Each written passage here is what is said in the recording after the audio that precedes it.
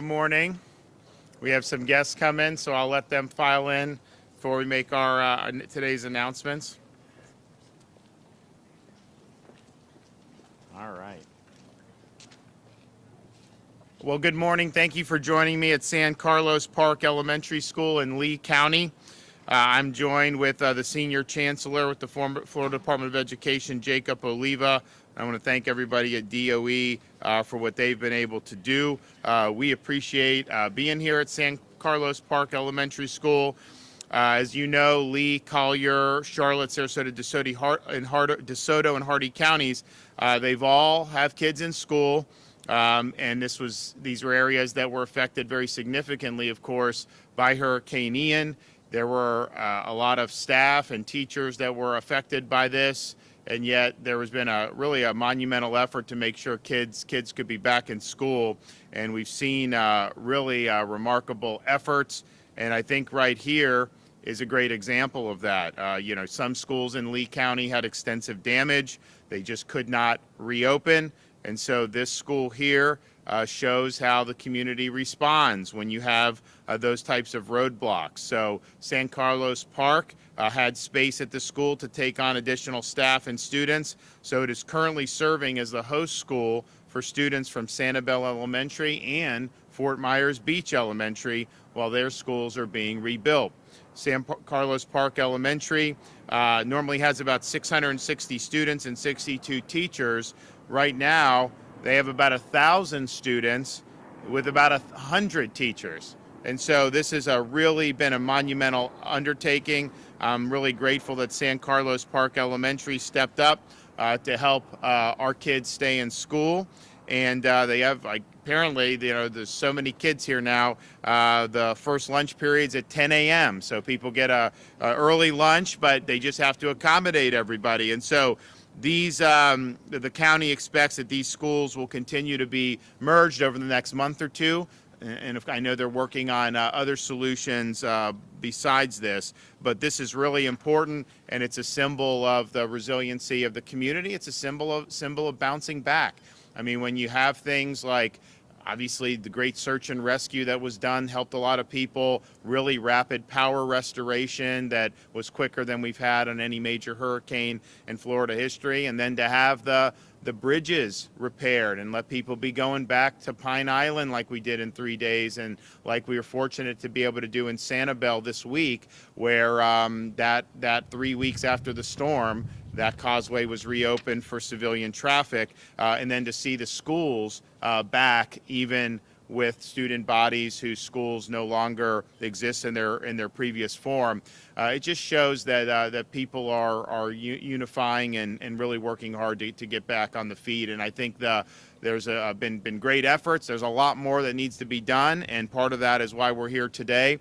But it will be done, and we'll make it happen. We'll all work together. We'll continue to do it. So and I was able to visit briefly with some of the faculty and staff of the Lee County schools who had been displaced because of Hurricane Ian. And I ran into teachers really within a few days of the storm that were already working to get the kids back in school.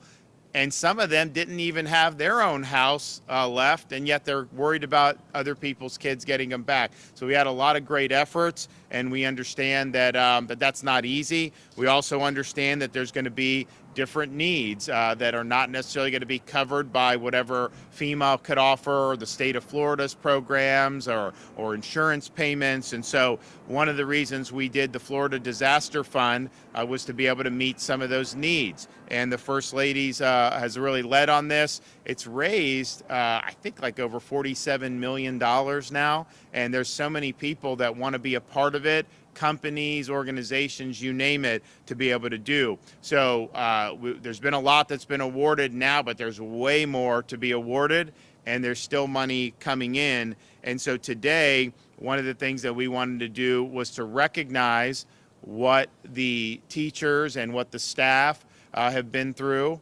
and understanding how important it is for what they're doing for the kids. We want to be able to be helpful for their own personal lives, for things that they may need during these trying times. So today, I'm excited to announce that the Florida Disaster Fund will be awarding $2 million to help these teachers get back on their feet.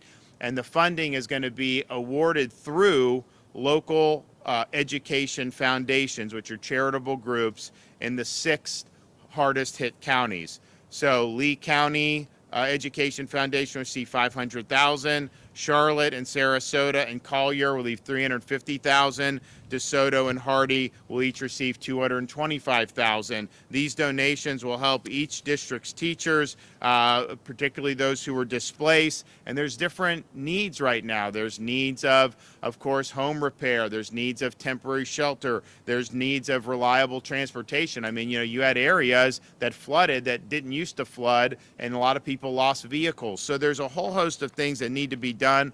So this will provide some help in that regard, and we look forward to being able to do more for our educators in the days and weeks to come.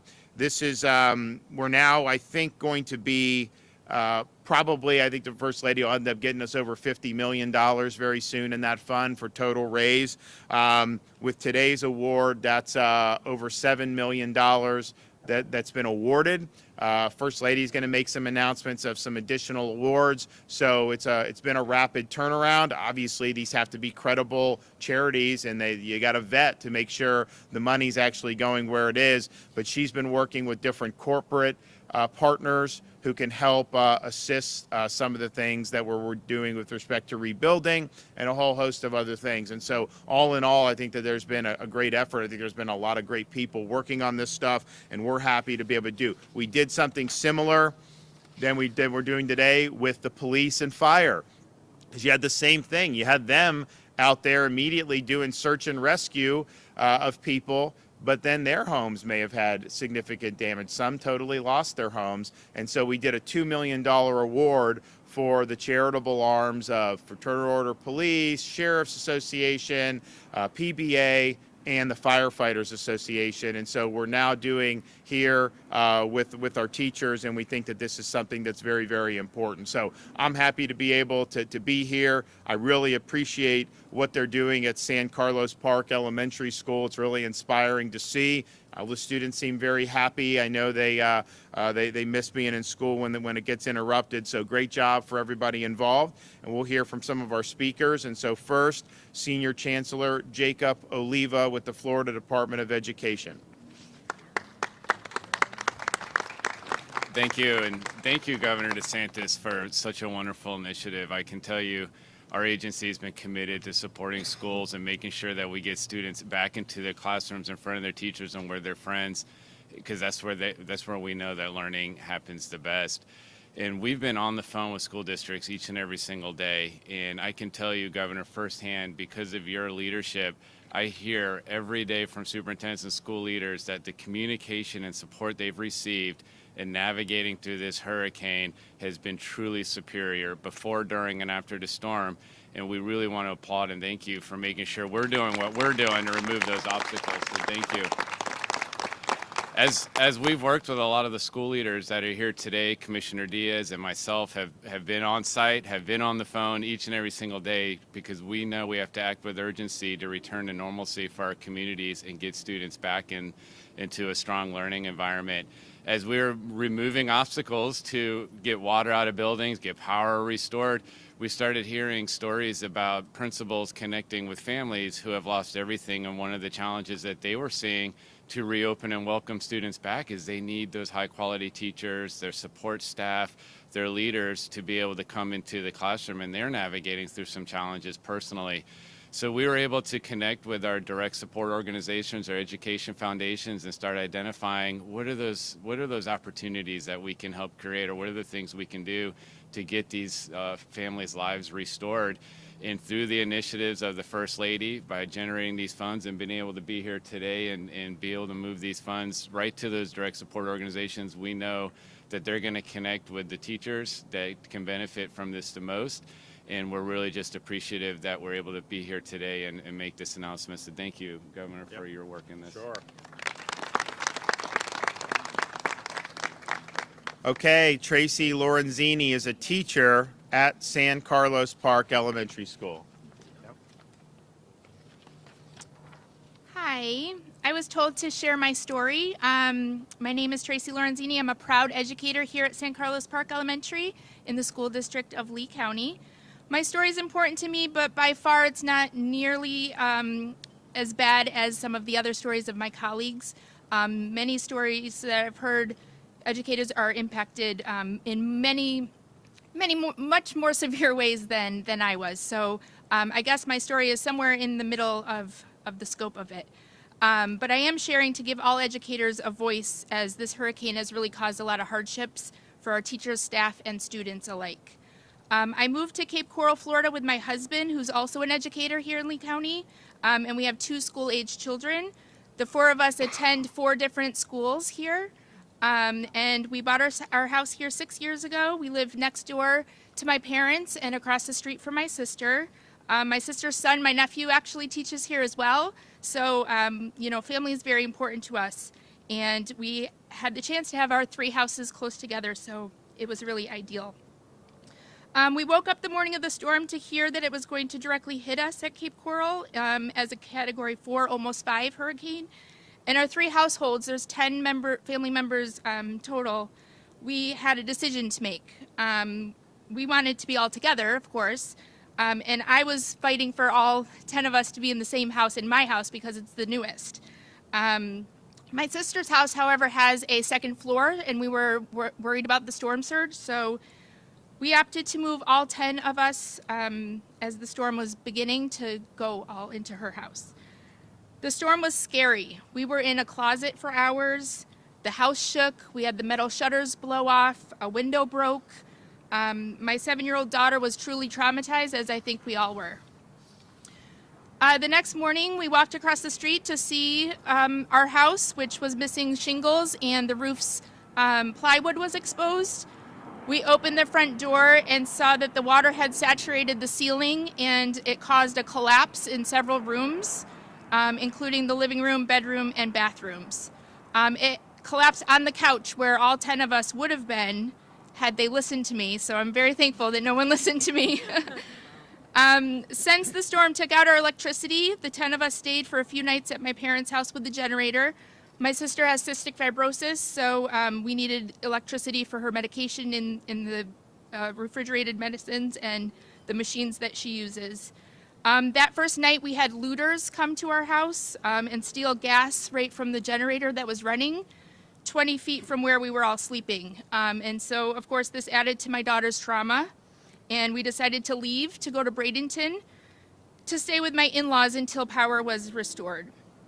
We packed up our family of 4 on my daughter's 8th birthday, and we drove to Bradenton to find that 75 was closed due to flooding. So then we were detoured through the devastation, and that 90-minute drive took us over 5 hours. Not really how she envisioned how to spend her 8th birthday. The next 9 days, we waited for power to be restored, and my husband and I drove back and forth from Bradenton to Cape Coral to bring supplies, install tarps, and gut the inside of our home to avoid the mold. We left the kids with our in-laws, with my in-laws, and we stocked up on gas and water and numerous supplies. We took down the wet drywall and insulation ourselves while waiting for insurance to call. When we finally did hear from them, the soonest that they could get to us was yesterday, 3 weeks after we had started the process. We haven't seen any insurance money yet, and I know that this is a slow process, but we are very fortunate to have family to lean on and stay with when many other teachers do not have this option. Educators all over Lee County have lost their homes completely beyond repair. They have lost their cars. They have lost all of their belongings, but they haven't lost hope. I have coworkers wondering how they're going to afford their high deductibles. I have teacher friends who are continuing to pay for their mortgage while also needing to pay for rent for an apartment now. Teachers are told that they can stay in a hotel when the nearest option is hours away. Another colleague was renting and needed to find another rental, which required security deposit, first and last month's rent, while also being a smaller place with a bigger price tag. And yet teachers are here at school. They are welcoming their students back. They are hugging them tight. They are listening to the students' horribly tragic stories with such compassion and care. They are a support system for their kids in their classrooms, even when they are the ones that need the support system. They are selfless and have continued to give their whole heart and soul to this teaching profession, even when they feel like they have nothing else to give. Teachers are truly amazing people. Amazing. So thank you today for giving educators a voice with this press conference. There are so many stories, very heartbreaking stories. I feel very thankful for my circumstances, and I find that, there's many more teachers that are still in dire need of support. So thank you. Okay, Jennifer Vine, President CEO, Education Foundation of Sarasota County, and Membership Chair for the Consortium of Florida Education Foundations. Good morning, everyone, and thank you, Governor, for the introduction. As the membership chair, I'm proud to be representing the 64 local education foundations across the state of Florida that really work in direct alignment with the school districts across the state. We focus very much on innovating learning, powering potential, and celebrating the success of wonderful teachers and educators. We've also unfortunately become great taskmasters at servicing the counties when it comes to hurricane relief. And so we're here today both with a great level of responsibility, but also with humility in knowing what's in front of us. We want to acknowledge, first of all, that as a membership organization, we raise annually $83 million each year to support nearly 98% of the students across the state of Florida, and it is an incredible honor as the Consortium of Florida Education Foundations to work with educators across our state. This moment today, though, we've also learned the paradoxical ability that storms have on us, and that is the ability to both cause great devastation, but also have the great capacity to unite our community. And it is through that vein that we're working to unite our community as educator champions. We have taken a front row seat in seeing the educators, as you've just heard, how they have taken their care and compassion and put those needs of students and others far beyond the needs of themselves. They have shown up, they've stood and delivered time and time again to care for and to educate our next generation of leaders. And so we are proud to be able to receive this incredible generosity from the governor's office and Lady DeSantis to support that effort. And so on behalf of the Consortium of Florida Education Foundations, we want to thank Governor DeSantis and Lady DeSantis for this great gift that, again, we know schools can be rebuilt, bridges can be replaced, cars will come again. But the capacity to restore hope, bringing the resiliency to educators back into the classroom to do what they do best, is priceless. And so from all of us, thank you, Governor and Lady DeSantis, for this incredible gift. Okay, thank you. Okay, we actually have the check, so if you guys want to come, Lee County, where's, okay. We'll do, everyone line up, we'll do the Charlotte.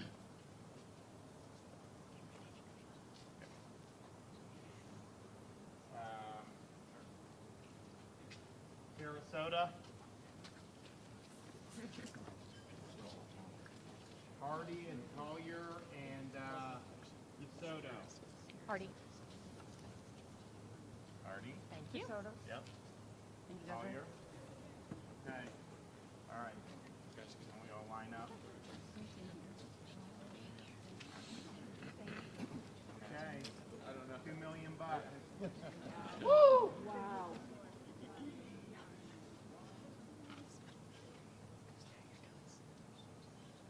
Got it? All right. Congrats. Of course. Thank you, sir. Appreciate it. Thank you. Thank you so much. Of course. Happy to do it. Thank you, Governor. Yeah, of course. Appreciate it. So wonderful. Yeah. Appreciate Thank it you. so Thank much. you. Yep.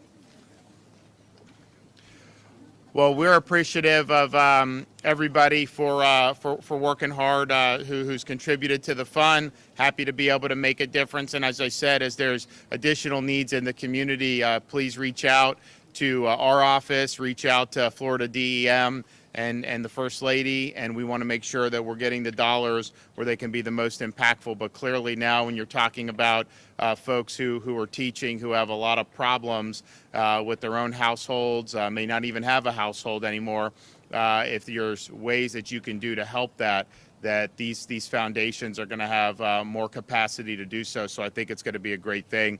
The other thing, just to make clear again, I know the CDC has added the COVID shot for kids to the immunization schedule in the state of Florida. That will never be a pretext for there to be a mandate of COVID shots for kids. That is the parents' decision. That is not something that is appropriate to be mandated in our schools. And so that's the law that I signed into law last year because we saw where this was going, and it's something that we'll continue to uphold and make sure that that's the case. So I know a lot of parents have been concerned about that. Just know that in Florida, we're going to protect your prerogatives, and we'll continue to do that. Okay. All right. Anybody have any questions? All right. We'll be back soon. We'll see you guys. Thank you.